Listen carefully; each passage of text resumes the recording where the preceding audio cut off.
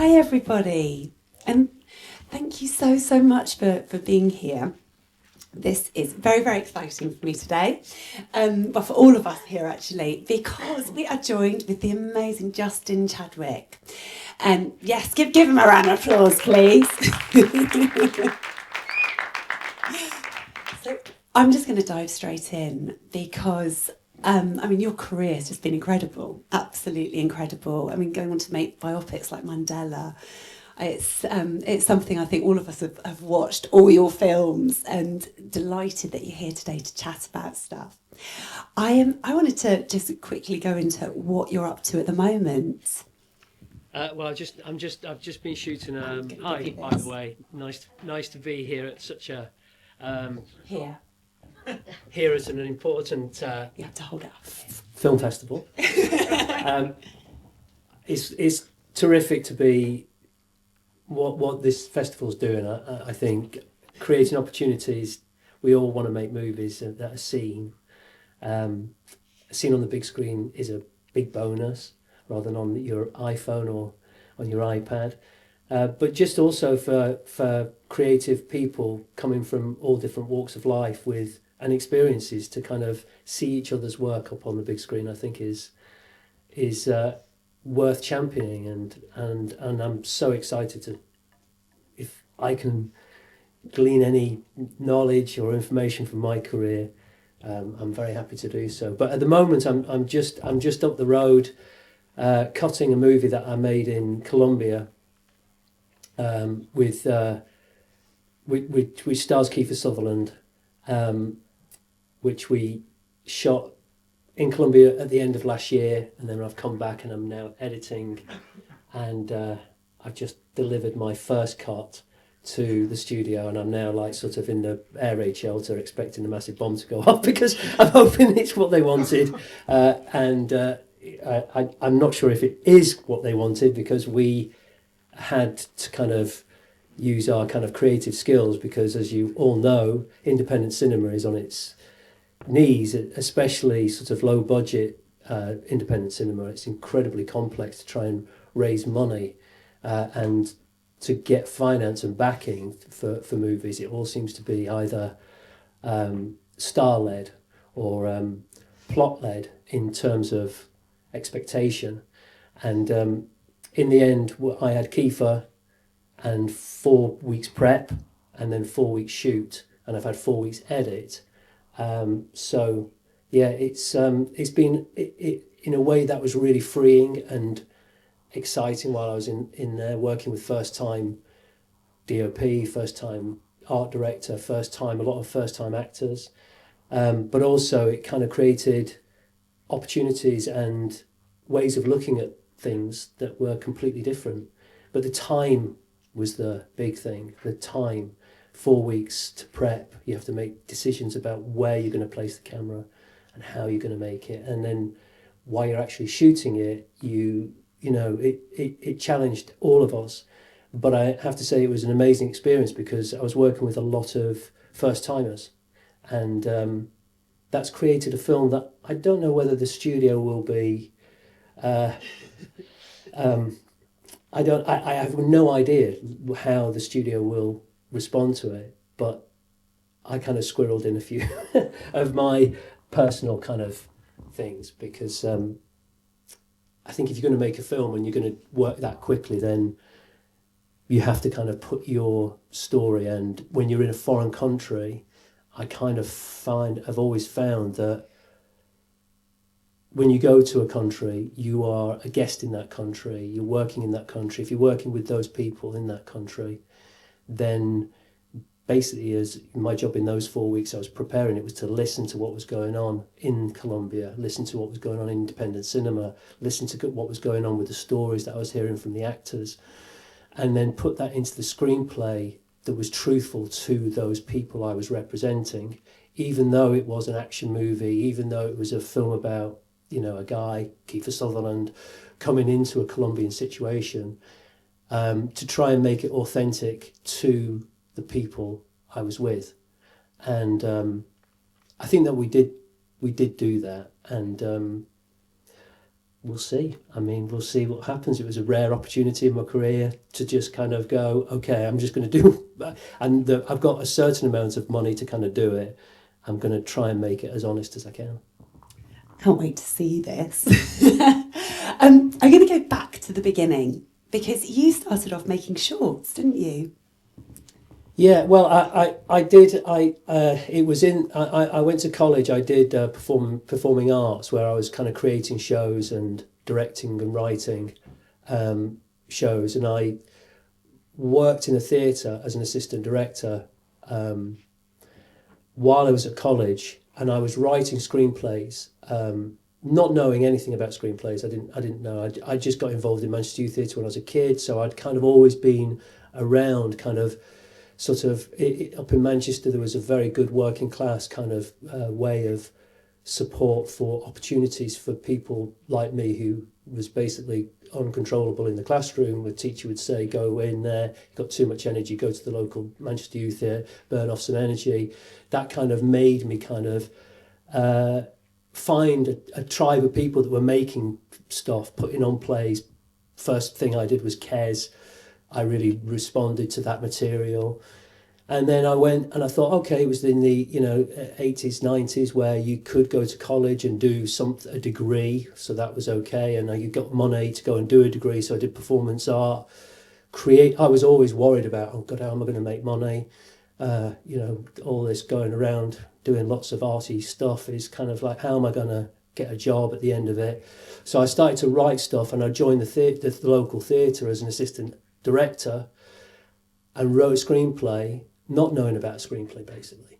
But I'd been putting on little plays and directing them and acting in them, and I wrote a screenplay and I gave it to the artistic director of this theatre, and he then gave it to a writer who was working in London. And then the writer called me in while I was in my third year to talk about this screenplay I'd written, which is about a kid. I just basically wrote my story, and I went to meet this writer, very nervous because he was one of the writers that I really respected. And I walked up and down his street. I'd only been to London once before, and I walked up and down his street. I was crapping myself going to him, knocked on his door, opened the door.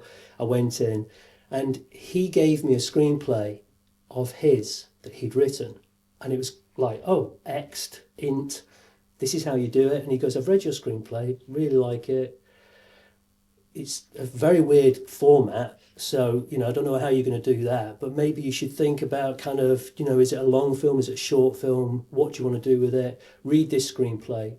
So I read the screenplay, and he said, come and meet me. So I went back. He said, tell me what you honestly think about it. I said, well, I think this, and this. And he was like, oh, okay, that's interesting. Why don't you come and audition? I said, well, no, I don't want to be auditioning. I'm not really an actor. I've only done acting because no one else will do the job in my plays at college.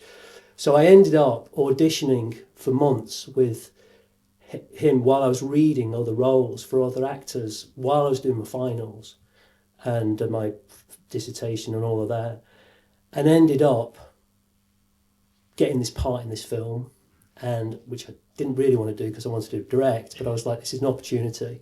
So I did it, and then I met a runner on that, and I said, I really want to make a film, and I've rewritten this script as was advised, and what do you reckon? And he said, well, I don't want to be running.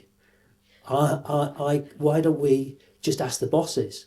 And I went, yeah, that's a really good idea. Well, okay, so I asked Tim Bevan, who ran Working Title.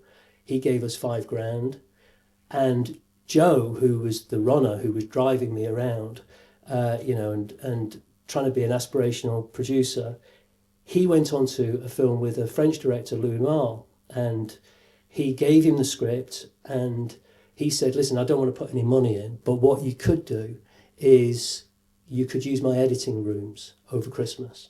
So if you can get it together. So we then just went out and just bullshitted absolutely everybody. He gave us all his short ends. So in those days, it was like you had to kind of make everything on film, and it was prohibitive for everybody, But he gave us his short ends that he'd left on Damage, the movie Damage. So we had all these canisters in these cans So we went round, everybody said, Tim Bevan and Louis Malle are back in this movie. Just, do you want to get involved? Do you want to get involved? So we got everything for free, apart from the processing. So we had a massive party that we kind of got together, raised a bit of money, and we managed to get this first film made. And so I all of a sudden was kind of on my way to kind of making that short, made the short, went to film festivals. In those days it was hard to get your film in because you had to kind of have a married print. You had to pay a lot of money to kind of ship it to various festivals and pay the money to get it in there.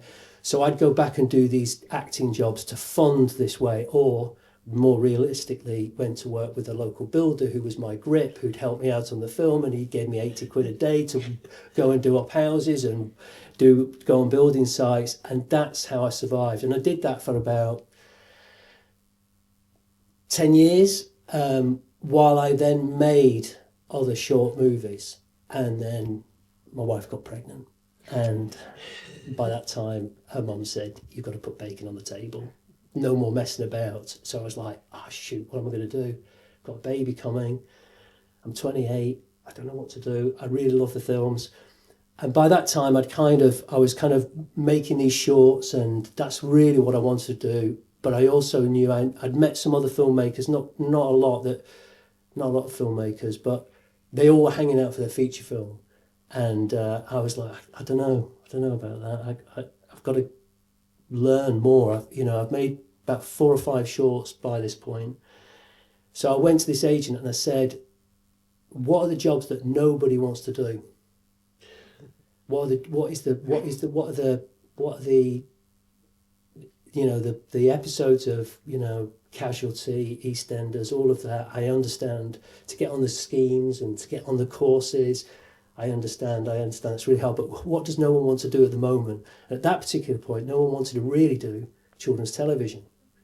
And so I was like, okay, let me meet somebody from children's television. So I met a guy who was a young producer who'd just gone up to Newcastle to do Biker Grove. And he said, oh, look, I've got a block of Biker Grove in the new season of Biker Grove. And I was like, I'll do it. I'll do it. So I went up and I had sleepless nights, because the one thing I'd made these short films, but you've got a TV schedule that you you've got to do all these. You've got 3 episodes. You've got 3 weeks to shoot it. I was like, oh my God, what am I going to do?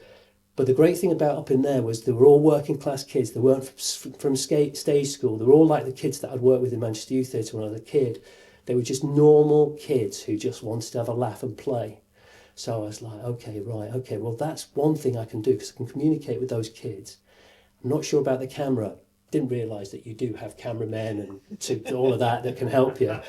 But so I was like, I used to devise these. I thought, right, the only way I'm going to be able to approach this is if I treat it like play.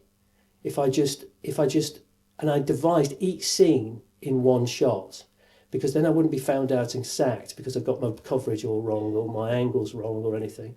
So I devised each scene in one shot, and then in the set, which was it was a big youth club, I'd talk to the kids, I'd gather them all around me and say, right, once action starts, you're going to come from that door over here, you'll be over here, we'll come down here and the camera will be moving. And all the crew were like looking at me going, oh my God, this is not what we do. We usually it's just wide shot, close up, and then we cut. But I did it all in one, and that's how I did it. I kind of just, because I was so scared of being found out technically, I devised each scene as one flowing shot that went through, that caught performance from children truthfully.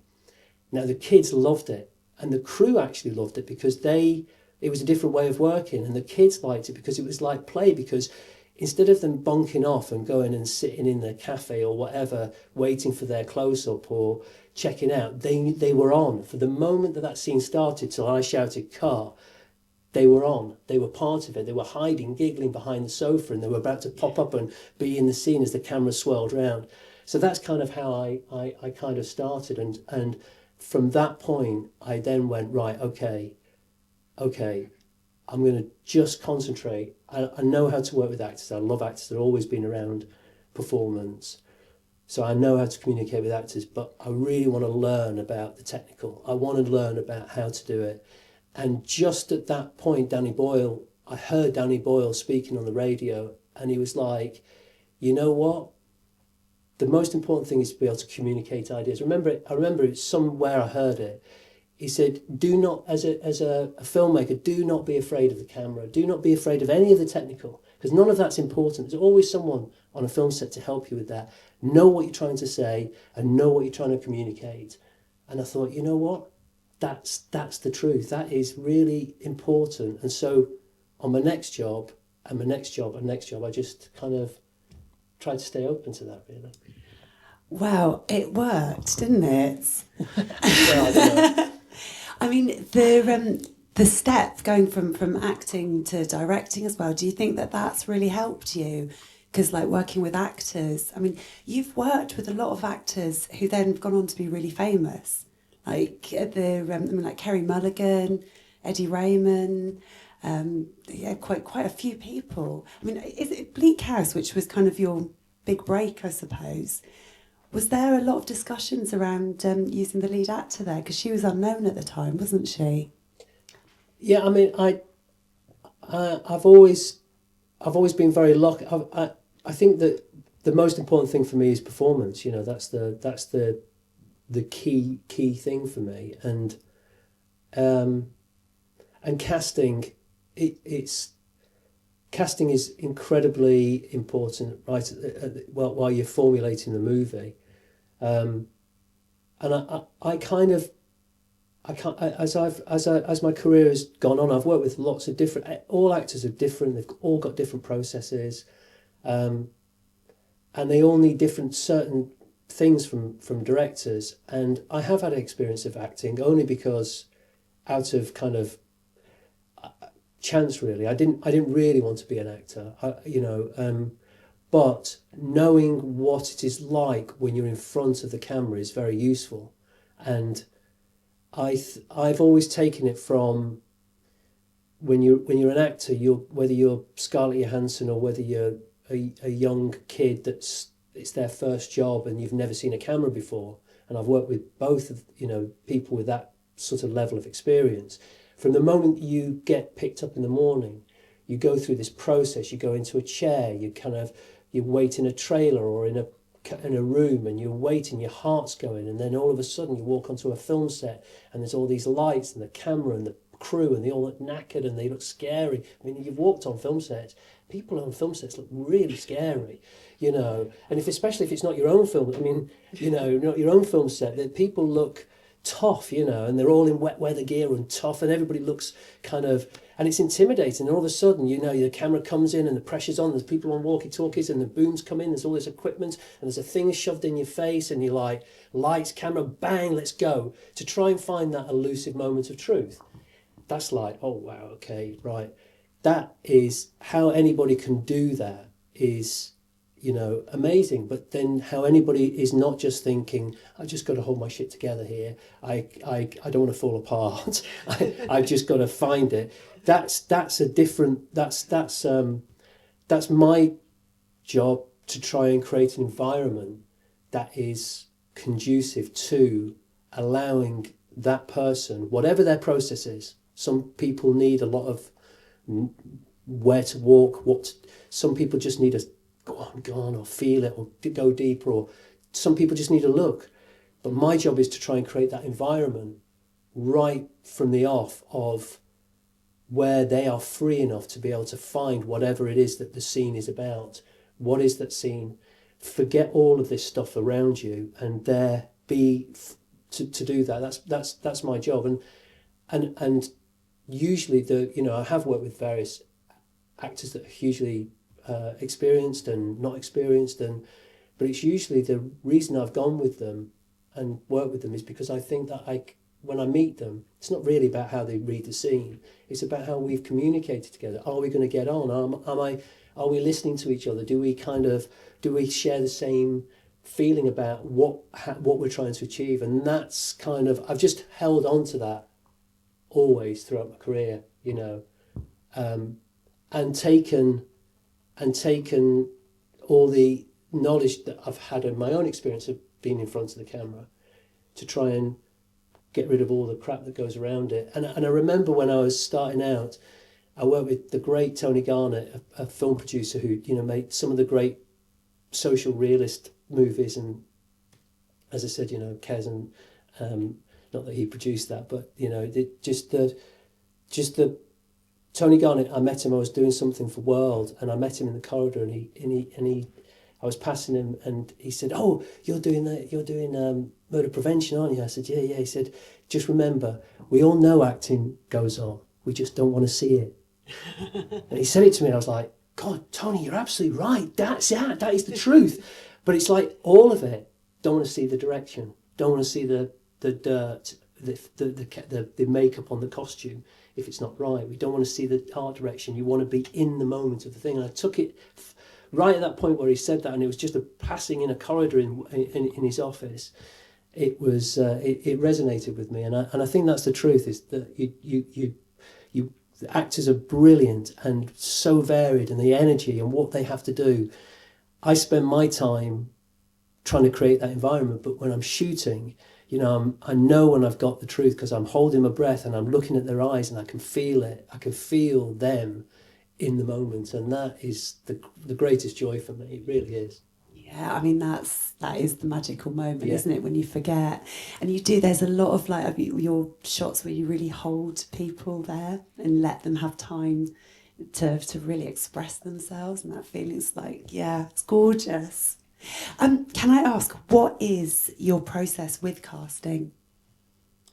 Well, it depends what job I'm doing. I mean, Bleak House was, which you mentioned, was the kind of culmination of those 10 years, which was BBC wanted to kind of do something that was Dickens, was a reinvention. It was coming out with this new medium, which was HD, which every actor at that particular point was scared to death of, because, you know, see everything and every lie, every detail of the costume, makeup and sets, but also of the faces.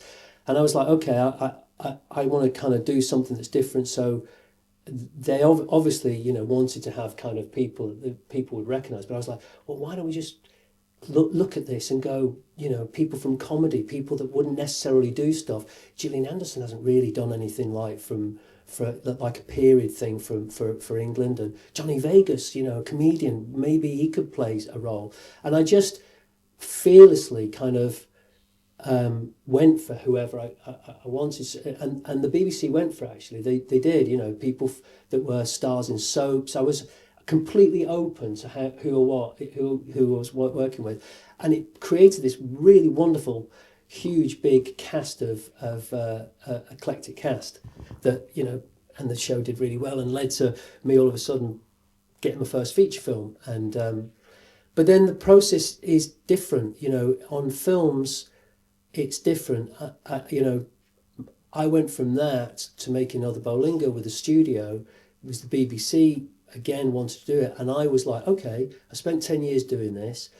Who would I really like to work with? So, okay, and I managed to kind of collate a kind of group of actors together. And I'd remembered one of the last jobs I did as an actor. I remember one of the actors saying to me, you know, when I was working with him, he knew I was making a short film. You know, he said, never be afraid of asking people, because actors are open. It doesn't matter about the money. It doesn't matter about. Don't be afraid. Just you know, if you're a young filmmaker, don't be afraid of asking someone to come and do something, because people do want to help. And if they don't, that's their thing. It's their loss. But don't be afraid to ask. And I took that into my short films, and so I managed to get some people in there, and that's exactly what I did with this tiny little BBC film that came my way. It's called The Other Boleyn Girl. It's a small script by an unknown writer who'd done a couple of TV jobs, Peter Morgan, and he'd just done a play. And I just started to go, well, why don't I just offer it to Natalie Portman? Why don't I meet Mark Rylance? I love Mark Rylance in the Grass Arena. Why don't there's a couple of young actors that are coming up that are really cool. Benedict Cumberbatch, Eddie Redmayne. These guys were like, they were like out of drama school. And I just kind of just collated these people together on this film. it was the best thing for the film, but probably why the film then became, all of a sudden, studios then sat up and started wanting to be involved, which was a navigation. That's probably another story. But yeah, I think that the process of casting depends on, for a director, you to make a movie like the one I've just done, is your money for a movie is usually based on the actors that you bring to that movie. And I've done movies like The First Grader where they wanted me to cast Sidney Poitier and shoot it in South Africa, and it's a Kenyan story, and Sidney Poitier is not Kenyan. And I spoke to him, and he was like, what are they doing, the money people? And I was like, I know, it's crazy, we should be shooting this in Kenya. And I insisted that we shoot it in Kenya. All the money fell out of it. So I find myself in Kenya with just the BBC element of that film, which is about $1 million, to make the whole film and everything, and trying to cast it. And I realised that, I said I want to meet every single actor in Kenya.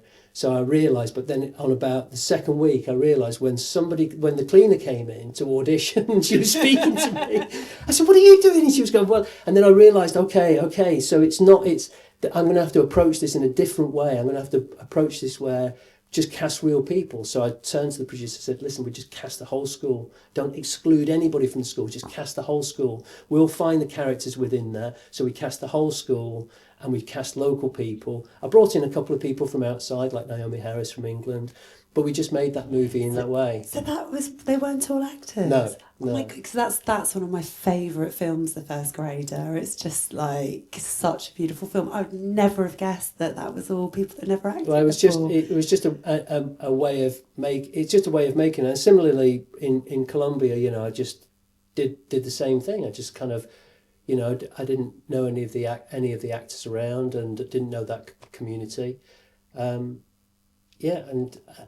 That's. I think it's a kind of casting. If you're fortunate enough to be able to cast the person that you feel inhabits that role, regardless of their star wattage or their so-called algorithm power, then that's a great privilege to be in as for a director, I think. Out of interest, how different is it working with like a big star to actors? Sort of suddenly working with people like Scarlett Johansson and Natalie Portman and people like that. I don't think there's no difference for me. I've been very fortunate in the actors that I've worked with have all wanted to roll up their sleeves, and the thing that that experience of the 10 years where I was working, where I literally worked for 10 years in television, where I would purposefully want to do jobs where I could handle speed, actors wherever they came from. And I did do jobs where I would turn up on the morning to try and help out on a show, and they'd hand me the script of a sequence, and I'd have to look at that and shoot it and work out how to shoot it and communicate that to the actors. So by the time I got to Bleak House, I was like, okay, we're going to be working with huge stars like Gillian, and we're also going to be working with unknowns like Kerry Mulligan hadn't done very much, and Anna Maxwell Martin hadn't done very much by that point. So what we're going to do is everybody's going to be in a three-way. Everybody's going to be treated the same. Everybody's going to be doing it in the same way, and it's about the work. And that really was from, Nigel Stafford Clark, the producer of that, was absolutely with that mentality of working. So it created a really level playing field for everybody. Everybody knew why they were there. There wasn't somebody getting 5 million and somebody not getting paid properly. There was a kind of parity with everybody, and that kind of created a great energy. We were all like, okay, we're doing this new medium, half-hour slots for the BBC, trying to work out, is Dickens really this kind of, over-the-top kind? Does it need this over-the-top kind of performance that was historically present at that time? It was always kind of very larger-than-life characters. Could we do it in a sort of realistic way? And everybody bought into that way of working. And so I've always worked like that. I mean, Keifer himself in Colombia had to we were up in this village in the middle of nowhere. We all lived in the local village. We had to kind of muck in and do the job. Same with Naomi Harris, who was in the First Grader. You know, we literally lived in a village in huts, and she cleaned herself in a bowl with Dettol in it, and that we had to do our own washing. Because we were all in this for no money. Going out to the set every day was a privilege. You know, we were these kids that were just full of energy, full of life, and just wanted to kind of learn and teach. And we all had to become teachers, so they weren't interested in us making a movie. These kids were just like, what are we doing next? There was like a scene where the man comes in and he does this, and I soon realised that these kids were not interested in making a movie. They just wanted it to be completely real. So when the old man came into the classroom, the screenwriter had written, you know, the kids all laugh at him. The kids were all like, they didn't laugh at all. He walked in, they looked at him, they hunched up, they made sure he had a pencil, they made sure he had a pen. We carried on filming, and they were just doing the work that was on the board. You know, they were just. So it was a completely real experience. And so always I've tried to kind of work with actors that are open to that, regardless of their status, you know. That's lovely. And I mean, the First Grader, that won loads of awards, didn't it? That went around film festivals and everything. I mean, how important are film festivals to you? Very. I mean, even while I was doing my shorts, you know, what was great about that was that, you know, that was a low budget movie that took me all around the world to meet other people, to other filmmakers from South America or from Poland or from wherever, and you talk and you go, oh God, how are you surviving? How are you doing it? How are you, you know, what's the situation? And just to talk to other people, but also to have your film projected in a cinema, and to have an audience respond to that, and to feel what that feels like, and it informs your work. You're wired to everybody in the room as you're watching that piece of work, but it's also the conversations that you have afterwards, you know, and the hope that you can give each other about how to tell stories, and also what you're learning, what you're seeing. You know, you're not seeing what's being fed to you in the multiplex or in your TV. You're going to a cinema, you're sitting in there, you're watching a story. Oh wow, gee, okay, I didn't know that. You're learning something, you're seeing something, and that's inspiring. And it kind of makes you think about, okay, what are the stories that I want to tell? Who are the people that I want to work with?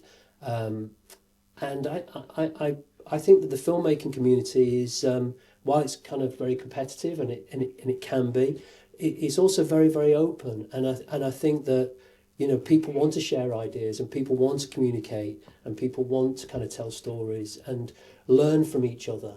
And to do that across cultures is really key. It's really key for the art, really, for the stories that we need to tell. Yeah, well, that brings me to my next question, actually, because you have told such important stories. Has that been a choice, or have those stories just found you? I've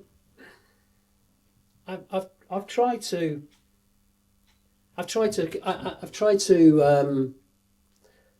do stories that meant something to me. You know, The First Grader was a fantastic opportunity to kind of just make a film about education, because for me, I wouldn't have been there unless I'd seen that, and unless that teacher had seen what I was reading. Because that was a true story, wasn't it? Yeah. And that teacher kind of then saw the energy that I had, but also saw what I was reading. And then I wasn't particularly doing well at school, but she was like, go to Manchester Youth Theatre. So that meant, when I had this film about education, how important education was, it was, you know, and done through the eyes of an 84-year-old, I thought, oh yeah, that could be really, that's interesting, and that's why I want to do it. That led to Mandela, which I resisted at first, because, you know, I'm not from South Africa, you know, and I at that time felt that a South African should tell that story, but I was then taken to South Africa, and I met the Mandela family, and they'd just seen the first grader, and I was like, yeah, but there should be someone from South Africa, and they were like, you know, they wanted me to stay in the country and kind of go to where he was born, and see the various people that he'd been he'd had across the life, a lot of which were still alive at the time, you know, including some of his cellmates on Robben Island who I met. And so I got kind of drawn in, you know, and I just thought, you know, okay, I'm not from South Africa, I'm from Manchester, and I'm a guest in this country, so okay, if I'm going to do it, let me be open and work with the South Africans to do it, and that's what I did, you know. But yeah, I've tried to kind of steer my career so that I do have stuff that is part of some sort of conversation, to try and find a way of blending entertainment with something that's meaningful, and there's some story that means, and it's a complex balance, that to kind of, you also have got to survive, you know, you've also got to kind of, but to tell stories, like I've just made this thing for Amazon, there is it's a story about a young couple that move into a house, and they've got a young family, and downstairs in the basement is a guy that they can't get rid of, and they've moved from London, and they've gone up to this big house, and this guy in the basement starts to make their lives a misery. Now, in the 80s and the 90s, you remember all those kind of movies where all be like the monster in the basement, and the guy that's in the basement is the awful guy that's doing terrible thing and fancies the man or the woman upstairs, or, you know, and it's like, and I was like, with the producer, I was like, how do we kind of push down a more kind of, you know, since COVID, this guy in the basement could be somebody that's suffering through COVID, through PTSD, through loneliness. How do we turn that story on its head? So although it's an Amazon, you know, entertaining three-parter thing, I was still trying to squirrel it. And Amazon, to their credit, were really into that, and you know, and that's what we did. Oh, that's cool. So, I mean, this is something as well I wanted to ask you, because obviously you've worked with some huge writers, and people like Tom Stoppard and Peter Morgan, who you mentioned earlier. How free are you to work and change their scripts? Like with really established writers, are they much more like, no, this is it, and you've got to work around this? Or are you free to go, yeah, I love this, but this bit's going to be made into something completely different? I think it depends on the writer. You know, the chap that I've just worked with, you know, in Colombia was very open, you know, because I basically got to Colombia and the story was completely different, you know, completely different. The truth of actually being in Colombia and actually dealing with the local community and dealing with a cartel that's in that country, and how cartels operate in that country. What wasn't like a Netflix kind of interpretation necessarily of what was going on in Mexico. It was specific to Colombia. And so I worked very closely with him to create a screenplay. With Tom Stoppard's writing is just like, he writes freehand, you know, and then faxes you the stuff, and you read it, and it's like, oh my gosh, it's beautiful dialogue, beautiful construction, the way he constructs things. So you keep that. It depends. It all depends on the job. I mean, and also where you need to, where you collaborate. I mean, on the production I was doing with for Amazon recently, Mick Ford, who is an actor, you know, very open, brilliant writer, was absolutely, you know, we had a low budget. We were trying to make it feel realistic in terms of the characters. and also adapt it to the location that we really, really had. So he was very open to that and as much as we could, we tried to kind of write that into the screenplay. So when you're working at speed, if it's in the screenplay, if it's there, and you can do as much as you can, so all the crew know when I think we had like 4 or 5 weeks to shoot 3 hours, so it was very, very tight, and so as much as we could, we tried to adapt the location that we had and be specific in the screenplay. Why are we doing that? So that because every camera move meant that we would that was going to end up in the film. So every time we moved the camera, boom, that was it. There was no fat. We had no fat at all. There was nothing that could be cut away. Every single movement. So it meant that we had to be very precise about how we were doing it, and that was in the screenplay. That was our blueprint. Same with Sierra Madre.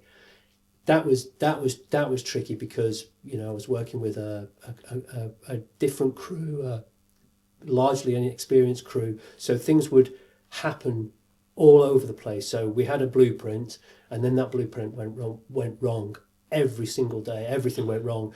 Cars would break down. There would be no bullets for the guns. The guns would jam. It was too dangerous. It would pour down with rain. There'd be electrical storm. Everybody thought it was going to be in Colombia. It was all going to be, and we had to adapt. So we adapted it in a way. So I think it depends on the project that you're doing, and I think it depends on the writer and how much trust there is between the writer and whether they trust the director. But as much as I can, I try to work alongside the writer so that we are visualizing it in the screenplay, so that the crew are clear and the actors are clear about what we're doing and what we intend. Yeah. And you don't make it easy for yourself with locations either, do you? I mean, you have taken on some huge feats. I mean, it's like, with Mandela, like sort of the 50s, 60s in South Africa, 17th century Amsterdam. Yeah. How does that come out? Do you work very, very closely with the set designers? Do you do loads of research and work with the actors on that? Or do you leave it to them? No, I think that the world, the world that you build, is that's part of what I love about it. If you're going to spend 3 months, a year making something, and you're taking the audience into something, then build that world. The world building aspect is really important to me. I have, and it's also a privilege. You can do stuff, and I've done stuff in studios, and I know we've got a whole big new kind of big force of working in the volume, working in studios, and making films like that. But for me, there is nothing like being on location. And if you're in a foreign country, then use that prep that you've got to go and explore that country, because you'll find things in that country that otherwise you would never know about. I would never have known about the Kikuyu and Maasai tribe. I went to in the middle of the mountains and found a school. The kids had not seen television. One kid had seen a television when he went to Nairobi and looked through his cousin's window and saw someone from MTV. So he had this crazy dance from MTV that he used to do, that it was an influence from back there. But in terms of in terms of the kids there at that time, this is in 2005, they hadn't seen and been exposed to television. So they were completely... I learned an awful lot. And I learned an awful lot about that world and what you see. Similarly, just recently, this was a story about a cartel that takes over a village in the middle of nowhere in Colombia. So I was like, okay, let's go to a village, and they showed me the usual place where there's a lot of stuff that's shot in Colombia. There's a lot of it doubles for Mexico, it doubles for lots of South American countries. And I was like, oh no, I've kind of seen that world. And I spoke to the location guy. I said, where is the village that's really, really far away? Because I learned that while I was there. And I wouldn't have learned this if I was shooting in Mexico or New Mexico or America or whatever. But I learned in there that the drug trade is not really like it was, like we all imagine, that, it's really, really dangerous in Colombia. It is dangerous. It's dangerous anyway. It's dangerous outside in London, in Soho.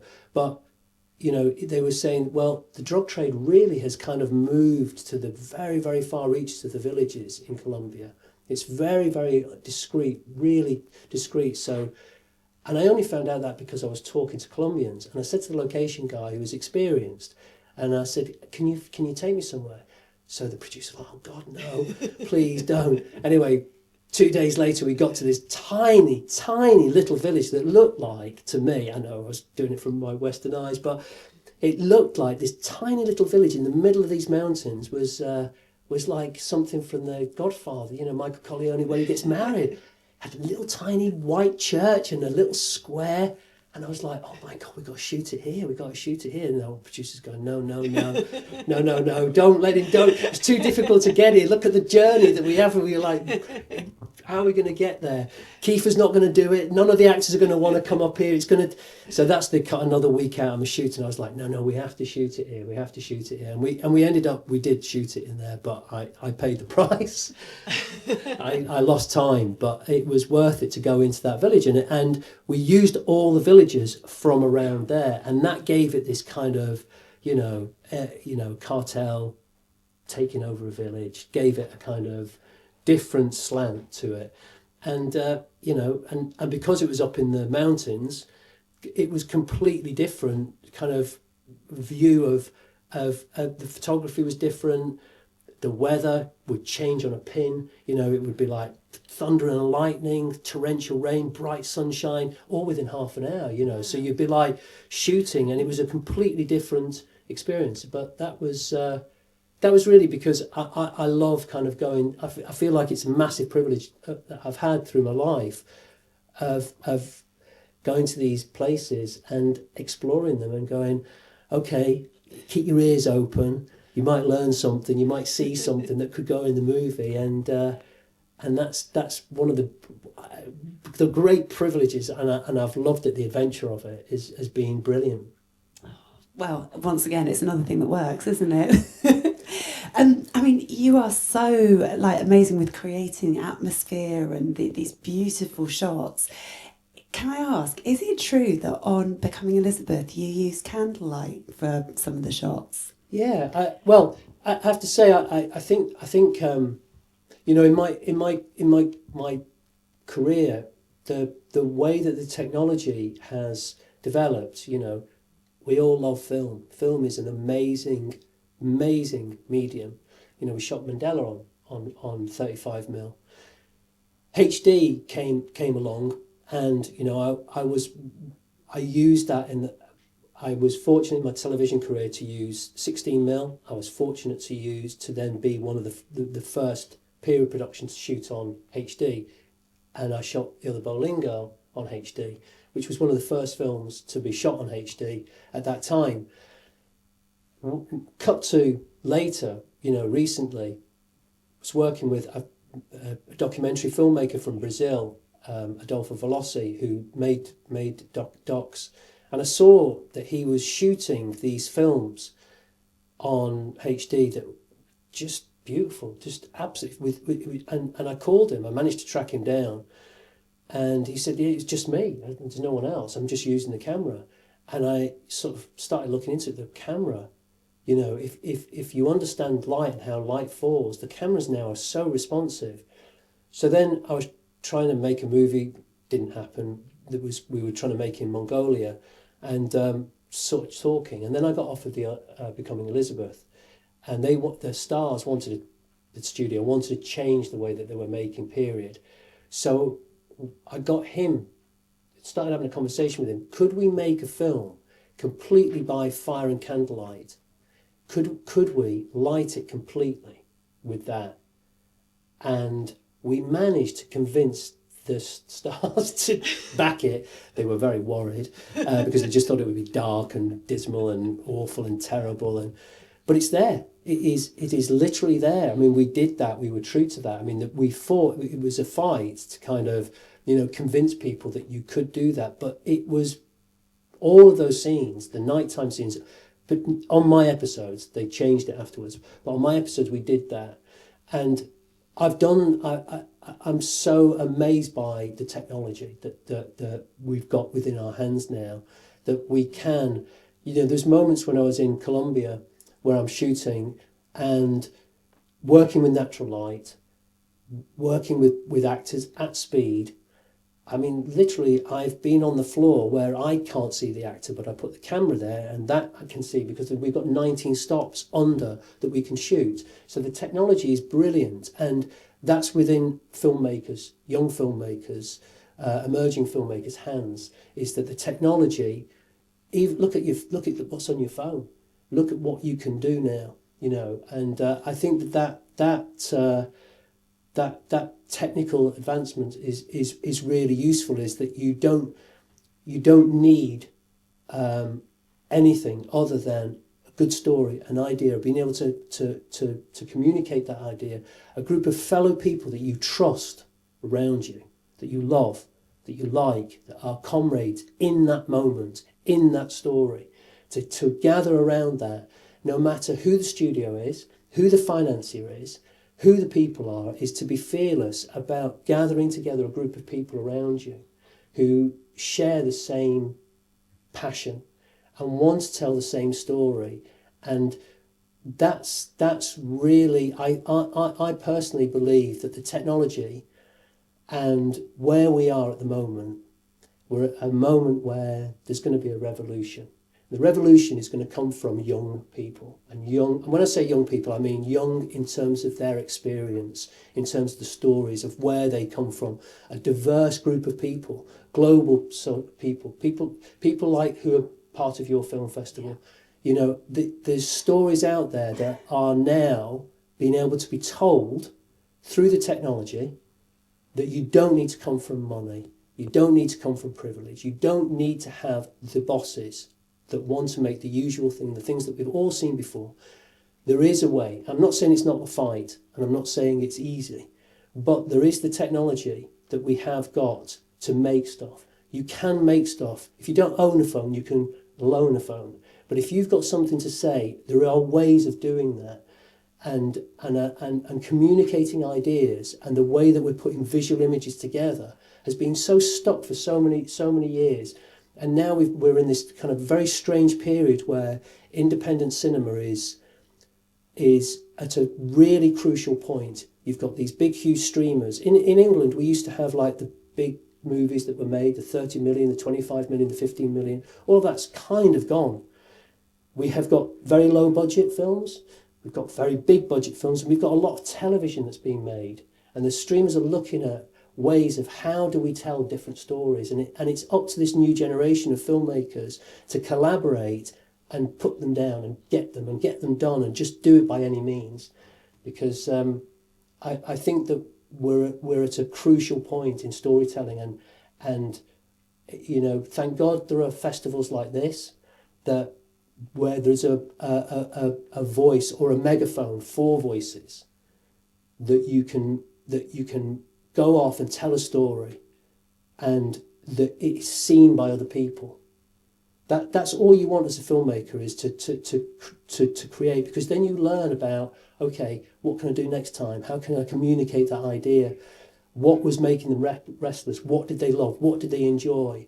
And I think that the industry really needs this injection of diverse new talent, properly, not bullshit, proper diverse talent. There's been too much similar stuff that's been made. There's too many people that all look the same behind the cameras, you know, and that is a big thing in the industry that has got to change. I think it's slightly changed in front of the camera, but the actual stories that we're telling and the people that are making it, the sound departments, the camera departments, the costumes, the makeup, to create new forms and tell new stories. Diversity is the only thing that helps that. That's the only way that we learn and move on. And cinema, television, moving images, that's the key, isn't it? I so agree, because it's like all the mediums like newspapers, television, news, you know, all that kind of stuff. It's just all nonsense that's there to kind of shape the environment, what they want us to believe. So this is the last place we have a voice. And you get and the great thing is that you sit in a room, in a darkened room. You have your piece on there, you put your phone away, you're looking at that image, you're telling that story, you're transported into another world, and you share that with a group of people, that is a great part of existence. It's a great part of life, and you learn things more. You learn a lot of things that you know, how two images, you know, can come together, and that's why I like to work with people that have not necessarily, like the DOP I've just worked with in Colombia and hadn't done a film. The way he saw the world was different from me. The editor that I'm working with, how he sees the world, it's not how he puts that image together with that. Okay, I've thought about how I'm going to put that image, but putting that images together, and does it work? And to come from a different perspective. The designer, who was Colombian, who hadn't done anything, she had a vision. I'd say, is that really? Would you really? And she, yeah, that's true. I promise you. And I just trust her. And you know, so that you learn stuff if you're open, and to have people have opportunities to kind of. There needs to be more done, but at least within our hands as a filmmaker, you can write yourself into a situation. You can pick up something or collaborate with another person to make something, which has been historically more difficult because the technology was expensive. You know, but I think that the corridors of power, they've pulled the ladders up a little bit, and they need to push them down to allow people to come up. And that's what we've got to fight against, and that's what young filmmakers have got to fight against, and realise about how do we tell stories and how do we get these stories seen, you know, because that's the way we grow, isn't it? Well, we know a festival. Oh, Justin, you belong with us. That's just so inspiring hearing that, because that's where we're coming from too, and seeing your work and seeing you getting these stories out. It's incredible, and hearing your story is so incredible. Have we got time for some questions? Yeah, does anybody have? Easy for you. I was really interested to know what you were saying about going into television directing through an area that no one wants to do, and starting out in children's television with the short films behind you. A lot of people would often think kind of if you're in a certain sector, you end up being stuck in there. You become known as a director or actor or writer of that genre. What was the kind of transition from Byker Grove to Bleak House, and kind of breaking out of kids television and moving into something completely different? Well, I think that's what you're saying is very true. I mean, you know, the reason I think I got Becoming Elizabeth, because I'd done Other Boleyn Girl, they wanted to put me in period, you know, and then after Becoming Elizabeth, I got Shardlake, which was, you know, another period piece in exactly the same point.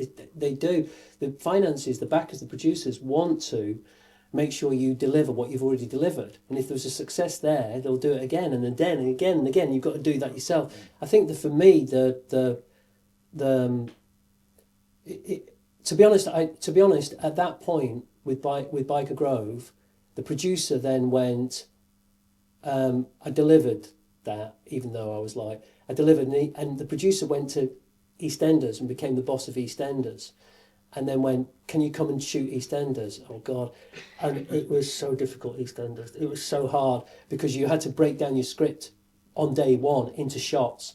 But and that's what you had to do. It was multi-camera, and it was a huge, big job. But I just was open. The truth of that is I was open. If an opportunity came along, I just did it. I did it.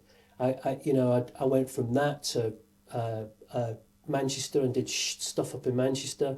I went and did, I did a lot of, I did a series about the British Army. And then I got Spooks, you know, which was, I just kind of was open, and it's what I was saying earlier about, I wanted to have experience in any situation, working with crews, so that I would know if I ever did get a feature film, because I saw even then, that if you got a feature film, so many people got a feature film and then didn't get another feature film.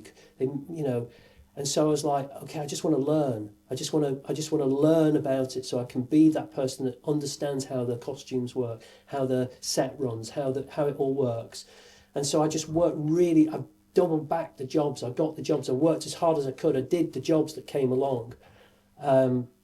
Then thinking that would happen once I got my first film. I thought that would be it, but that wasn't it. It changed again with making films. But I just think it's about trying not to be in your comfort zone,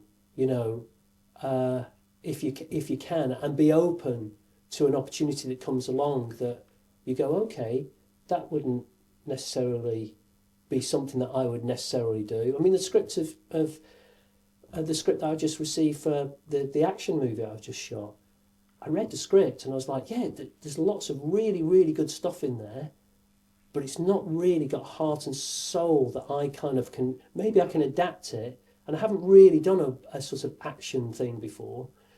And but I thought, okay, maybe. And at that point, it was a lot bigger budget than we thought it was going to be, But I just, I think it's such a lucky thing that I'm not a builder still. Mm. And you've got a door that opens, stride through it, go for it. And if there's a person in there that you kind of go, oh yeah, I could work with that person, or I like that person, and you go for the meeting or you collaborate with somebody, then take it. What have you got to lose? I think that's the kind of thing that's kind of I've just held on to, really, just to kind of I see the job as an absolute privilege, and try not to repeat yourself. I mean, I tried not to with Becoming Elizabeth because I'd been down that road before, and I'd had Natalie Portman wearing the bee necklace, and then I have her daughter wearing the bee necklace in 15 years later in a TV show, and I thought, how am I going to do this different? What am I going to do with this that's different? How can I kind of turn that on its head a little bit so I can keep things fresh, Thanks. Fascinating talk. Thank you so much for your time. I was wondering, from a directing perspective, how do you break down your scripts to figure out your shots and sequences? Obviously, if you're given it on the same day or if you're given a bit of prep, do you have like a set routine of, originally you said in Black and Grove it was a wanna that you figured it out and then maybe did pickups along the way, and then later on, obviously traditionally we have a wide and we have some over the shoulders and some pickups and close-ups. Do you have a process that you work to now with all this experience behind your back? Yeah, I think so. I think my ideal situation would be to work out with the writer and put as much as we can into the screenplay, as I was saying earlier, that's based on that's based on the locations or the sets that I'm working with. And I remember something that really influenced me when I did my first film was I worked with an editor who was an older editor, and she was constantly talking about playability. She's called Carol Littleton. She cut E.T. and she was talking about playability. About it's important that when you're watching your cut of your movie, and we'll come on to but when you're watching the cut of your movie, you sit there, you concentrate, and you watch that movie because you're going to be like the audience, play to the beginning and end. Don't fall in love with just that brilliant sequence that you've done and you love, because that might go, but playability to the end, how you're landing it, how you are landing that movie. She constantly enforced us every week to go to a screening room and watch it, even if it was just a big room with a big TV or whatever it was. And I took that into my own work, so I read the script from beginning to end, so okay, does it land? And then you go, okay, boom, next stage, okay, where could it play in a wanna? Where could it open up? Where could it breathe in a wide? Could I play this in a wide? Oh, okay, we need to chock up here. I need a bit of tension here. Or, and so in terms of my processes, I get the locations, work closely with the writer. I'm trying to put it into the writer, but I'm also not trying to box myself into, unless it's a really technical thing, but I'm trying to also be free with the actors as well. So I'm giving them enough room, because you might get into a situation where that actor, you've got this brilliant shot where you're thinking, oh, going to start tracking in on this thing, and the guy goes in. I've worked with actors where they will absolutely not want to do that, you know, and they might want to jump in through the window, or they come in through the door, or abseil in from the ceiling, and then you've got to try and convince them to do. So it's trying to work out a kind of how you play, how the film is going to play, where you're going to need coverage, could this hold in one shot. So that's kind of how I do in my prep, and then the night before I'll go in and I'll write a shot list. I'll break it down into a shot list, and then knowing that when I get on the floor, that it all might go out the window because there might be electrical storm, and I might have to do it in this, and be open.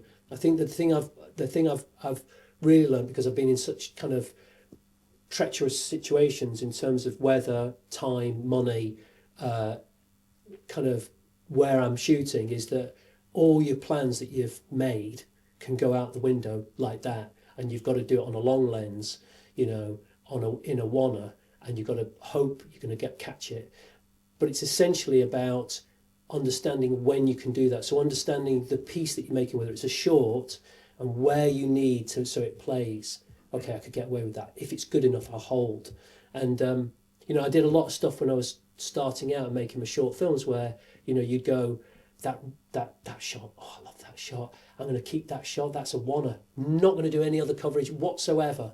Not going to do it. And then you get it back in the edit room and you watch it and you go, oh, damn it, I just wish I'd done a couple of cuts, you know. But I think it's about trying to, for me, it's about trying to be organised, all done in your prep, but also to be open to what happens on the day, you know, because nothing can go right. And unless you're a big, huge kind of budget movie, the days of being able to kind of wait for the sun to be in the right point or the weather to be in the perfect thing. You know, I remember Keifer was like, you know, we were in this thing and we're doing, you know, 7 or 8 minutes of action a day. And he'd go, you know, I was having a conversation, his dad died unfortunately, but he'd had a conversation about his dad who was making this action movie, and they'd have 6 months to shoot an action movie. 6 months. And he was like, look at us, we've got like 4 weeks. It's like, you know, my dad said we do like one fight scene in like 3 weeks. It was a completely different world. So yeah, be prepped, be open, have your shots in your head, absolutely, write them down, communicate that to your first AD, but also know that everything can completely go in its head. So you just have to make sure that you know what the intent of the scene was. How do you land that scene, and what do you need visually to land that emotion or that scene? And if you can get that, and you can communicate that quickly while everything's going wrong, and they're saying you've got a shot and you've got 5 more minutes, boom, you're on. Thank you very much. That's amazing.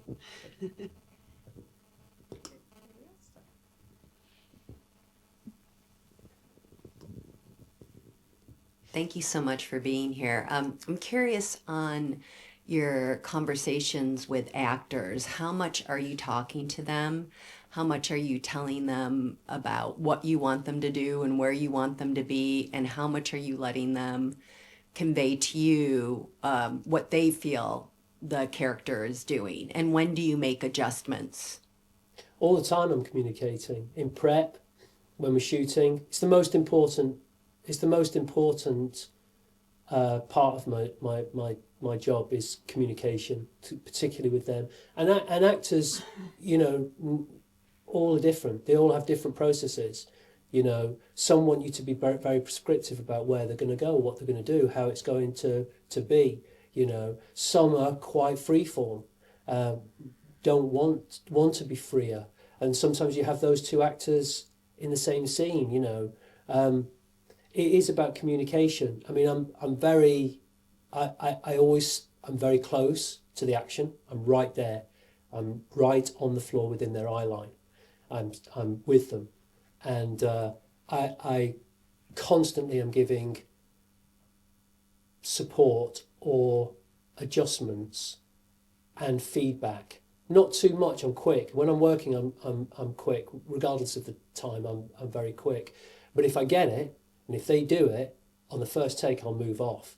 So I won't do endless takes. So they know that about me in terms of performance. They know that if I get it, I'll move off, and they can feel it from me.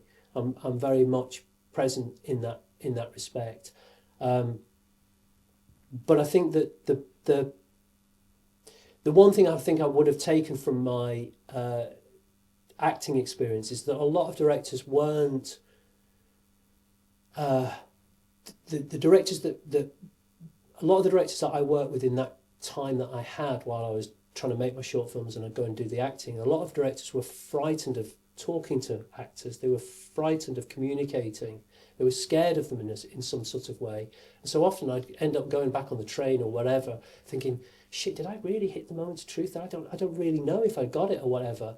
And I think that they were very concerned with the marks and the lights and the technical and the way that the shot work. And for me, that's not it. I will use a shot if it's out of focus, if it has a moment of truth from the actor.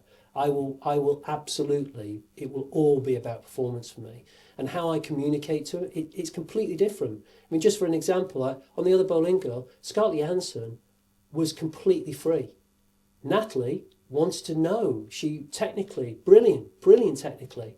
Both achieve the same result. But Scarlett was much more from a kind of improvised move where she felt was right, and I had to create an environment that was able to do that. Natalie was very much, in terms of the technical, wanted to understand the camera, wanted to understand the movement, had done a lot of research about that character and done that. Scarlett felt it. It was a different process, both equally brilliant and both completely different, and they're on the same floor. So, and then you get somebody else coming in with another technical way of doing things or a raw way of doing things. And I think just my job is a lot of the time is to be sensitive to that, to be sensitive to what is their process. Some people need a lot of support, some people don't. But it's all about communicating an idea or communicating a sense of what we are trying to achieve in that scene. Regardless of how you get there technically, and I work a lot with a lot of handheld cameras, and I work a lot of the time where sometimes the camera is this close to an actor. Sometimes that can be intimidating for the actor, and that requires a certain amount of trust because it's a distraction. So it's all about creating, as I say, for me, it's about creating an atmosphere of trust, and that we're all trying to achieve the same thing. And sometimes, when you're working really quickly and you've got no time, you just got to do it. But I try not to work with marks. I try not to work with I try to, as much as I can, knowing that is to create 360-degree worlds where they can walk onto that set and they already feel the atmosphere. And that was what was a great thing about the thing that we did in COVID, which was the Becoming Elizabeth, was I chose locations that you could light with natural light, and fire. So the fireplaces became the key source of light. The light through the window, and those old buildings, they know how, even on a dull day, they've got light pouring in through the windows. I'd light a fire. I'd put candles in the room. I'd get the actor, call for the actors. So the atmosphere was already set. The actors would walk on. We were all in COVID, we were all in masks, we were all in PPP. We were all like, it was a weird time, but we were in our little bubble. The actors would walk on in costume. They would gravitate naturally towards the fire, stand in front of the fire and start chatting. And they would naturally go to the table and sit on the table and start, talking and practicing the scene, and we'd start running the scene. And all of a sudden it was like, oh, wow. The magic started, regardless of their process, but because they could feel the atmosphere of the room. And I think that's one of the things that I've tried to do, this levelling thing, is to create the atmosphere before the actors arrive, rather than, and when I was starting out, it was very much like, you did the rehearsal, everybody was in their sweatpants, and they would, right, okay, what are we going to do? And it was like a room like this, or, right, come on, we just have breakfast, right, okay, what are we going to do? You're going to walk from, and then we rehearse it all. I don't do any of that. I do it where the actors walk on, I expect them to know their lines, and before you know, I don't want to rehearse too much, I'm shooting. Thank you.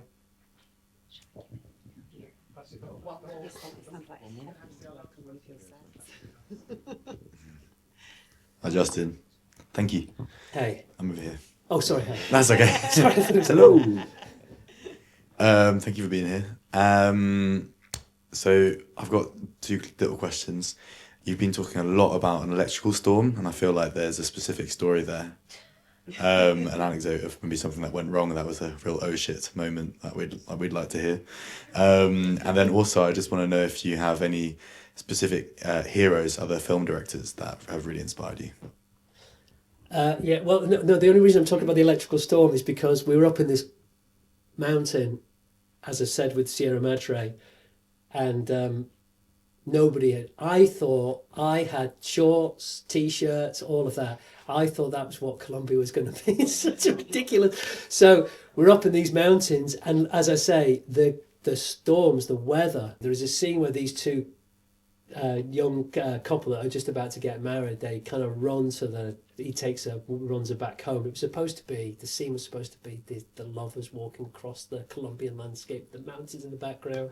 They just come from dinner, all his buddies are in the house where he's staying. They walk across, they're supposed to have this conversation, and sure enough, it's like we've run over, it's half an hour, we've got half an hour to shoot this scene, and I can hear rumbling. I can hear bad rumbling coming, and the light goes like boom down like that, and they've not got coats. They're in like, we planned it to be like sunset, but the light went just out, and all of a sudden crash, raining like crazy, absolutely, like I've never seen it, like completely. And so I put the camera on it, and the gaffers are going, we've not got long here. I said, I know we've not got long, we've only got half an hour to shoot the scene. They said, no, we've got even less than that. So I said to the guys, I said, listen, just go in there, go under that bush there, hide there, don't get too wet, put some we haven't got any coats, nothing, and then run from that place to that place.